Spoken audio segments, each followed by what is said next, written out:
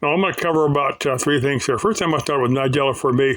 I believe her name is Laura. Anyway, she talked about wake up in the middle of the night.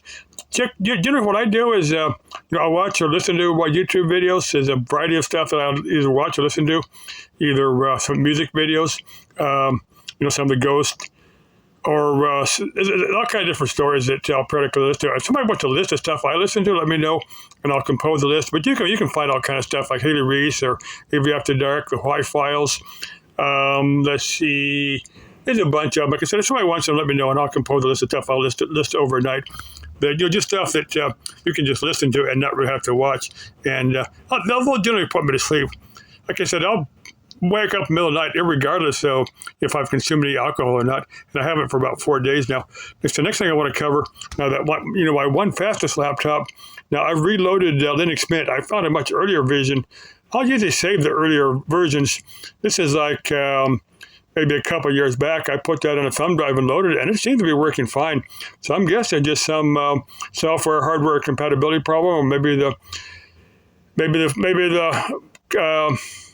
ISO file has become corrupted or something. I don't know, but it seems to work. So I'm going to leave it on there for now. Tomorrow, depending upon how much time I have, I'll download both Ubuntu and Ubuntu Studio because I've run both of them.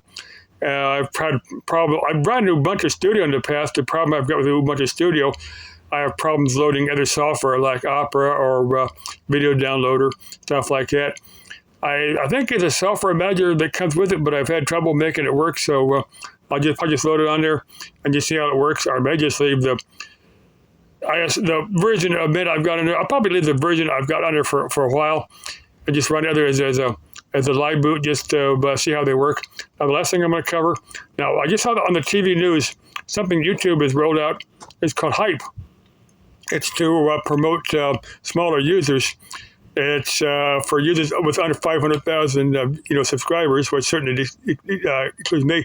Now I need to put together some videos that I would think would be worthy of being hyped. They said you can get like three per week. Now most of my videos I just kind of slap together. I don't put a lot of effort. I don't put a lot of thought in there. I don't. If I were putting a lot of work, a lot of effort into the video, and they're not doing well, I'd probably be a little bit more bummed. But I just kind of, compose stuff off the top of my head, like the video I'm doing here. Don't put a lot of work into it. And when they only do moderately well, I'm not real bummed about it. If I'm going to ask YouTube to hype a video, I want to put a little bit of effort, a little bit of work into it to make it worthy of being hyped.